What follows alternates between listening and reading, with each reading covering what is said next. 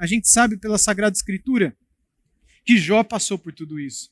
Jó era uma pessoa que não tinha apenas um, mas 10 filhos. E ele não perdeu apenas um ou 2 filhos, como acontece com muitos que nós conhecemos. Eu conheço pessoas que perderam filho ou filha, ou 2, 3 filhos, mas Jó perdeu 10 de seus filhos, 10 filhos que ele tinha. 3 meninas e 7 rapazes. O versículo 5 aqui de Jó nos mostra que ele tinha toda uma preocupação com a espiritualidade dos seus filhos. Nós lemos o seguinte no versículo 5 do primeiro capítulo de Jó. Quando se encerrava um ciclo de banquetes, Jó chamava os seus filhos e os santificava. Levantava de madrugada e oferecia holocaustos, segundo o número de todos eles. Pois Jó pensava assim: talvez os meus filhos tenham pecado e blasfemado contra Deus em seu coração. E Jó fazia isso continuamente. Ou seja, havia no coração dele e em sua alma um zelo, uma preocupação para fazer tudo de tal forma que os seus filhos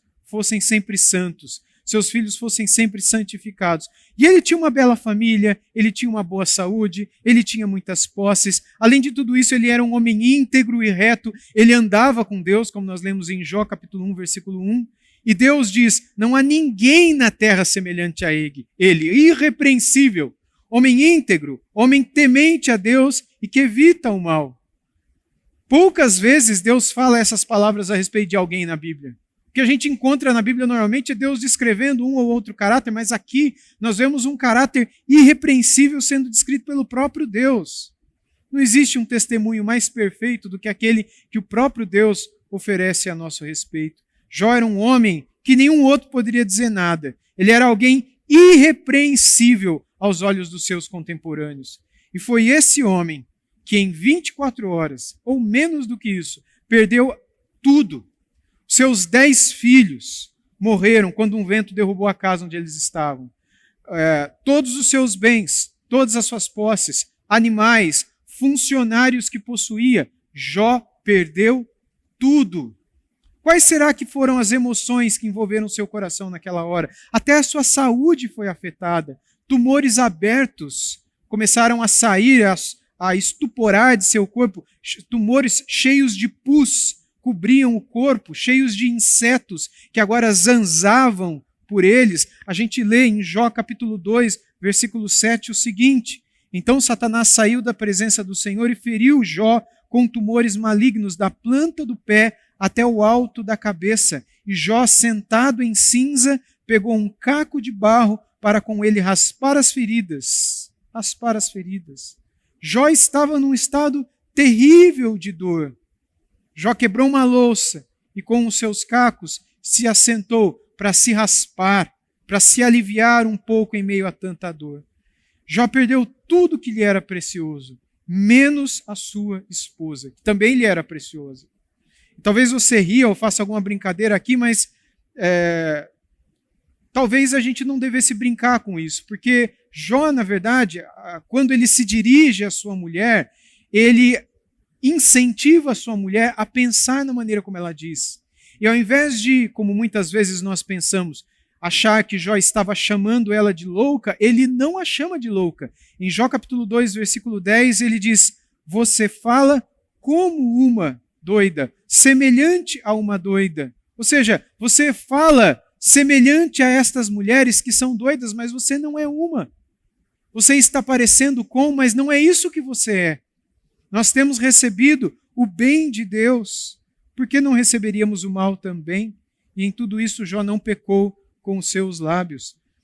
Então, a palavra dele para sua mulher naquele momento foi de respeito, até mesmo naquela hora. E a gente tem que pensar nela também, não é? A gente não sabe o nome dela, mas ela também estava com o seu coração dilacerado naquela hora. Ela havia acabado de perder seus 10 filhos, suas 10 crianças que ela carregou no colo, 7 meninos e 3 meninas que ela ensinou a falar, que ela ensinou a andar, a quem ela amava com toda a sua alma, com todo o seu coração, que ela cuidou e criou e ela alimentou desde a sua mais tenra idade. E todos, de uma hora para outra, faleceram naquela tragédia. Todos, de uma hora para outra, viram o teto cair debaixo de sua cabeça. E é nessa hora que a Bíblia mostra uma das imagens mais lindas, não é? Quando Jó diz, o Senhor o deu e o Senhor o tomou. Nós recebemos de Deus as coisas boas, por que não vamos aceitar as desgraças também? E Jó não peca em nenhum momento com a sua boca, com seus lábios. Jó entendeu que Deus é soberano, e ele entendeu que o soberano é bom. E nunca se esqueceu que o soberano, que é bom, ele permite que coisas ruins aconteçam também. Jó conheceu a dor profunda, o vale da aflição, o desejo da morte, como a gente vê no começo do capítulo 3, em que ele começa a amaldiçoar o dia em que ele nasceu e começa a desejar até mesmo que ele tivesse sido abortado no começo da sua vida. Jó, então, ele experimenta toda essa dor, a perda das coisas que eram preciosas demais para ele. Ele foi alguém que passou por uma profunda tristeza. Mas, onde é que a gente vê a graça de Deus na vida de Jó? Onde é que a gente vê os ganhos em meio a esta perda, como é o título dessa nossa reflexão? Como é que nós vemos o ganho de Deus em meio a toda essa dor? Qual é o caminho para sobrevivermos em meio a tanta tristeza e aflição? Deus está no controle de tudo? Será que Ele continua sendo bom? Aqui eu queria fazer um breve parênteses com vocês para refletirmos a respeito de um viés da teologia contemporânea, conhecido como teísmo aberto ou teologia relacional também. Um viés da teologia que tem tratado de Deus, tratado da pessoa de Deus de uma maneira totalmente desastrosa. Não é? Nessa linha da teologia, eles dizem que Deus não sabe do futuro.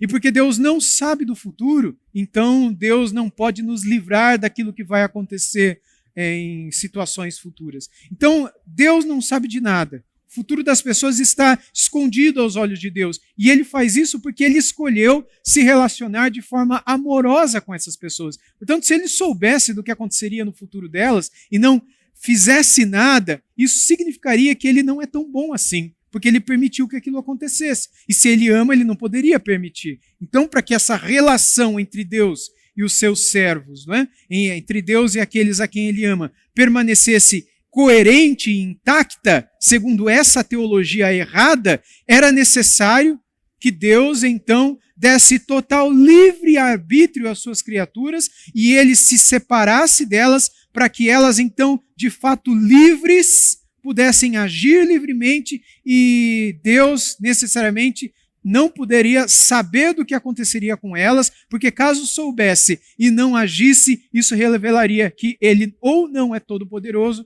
ou não é todo bondoso. Por exemplo, caso Deus soubesse que ao nós terminarmos essa reflexão, você terminar de ver esse vídeo ou qualquer coisa que nós fizéssemos após esse tempo que estamos tendo juntos aqui, nós sofreríamos um acidente de trânsito no qual nós ficaríamos tetraplégicos e Deus não fizesse nada, por que Ele permitiu que isso acontecesse?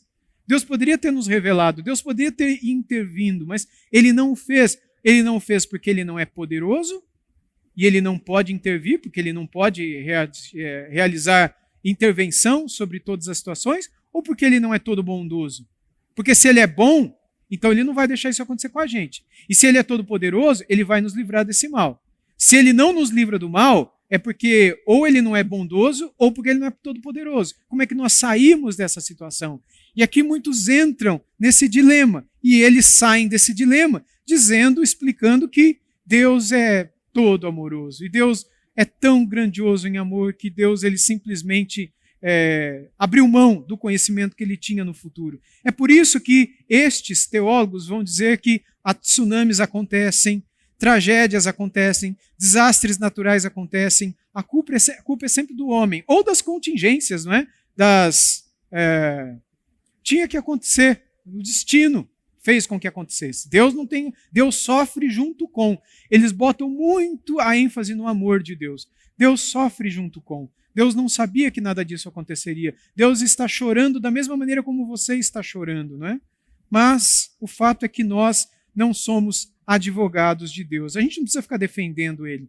Não é nossa tarefa ficar defendendo ou advogando em favor do nosso Deus. A gente precisa apenas crer que o nosso Deus é bom e que Ele é soberano.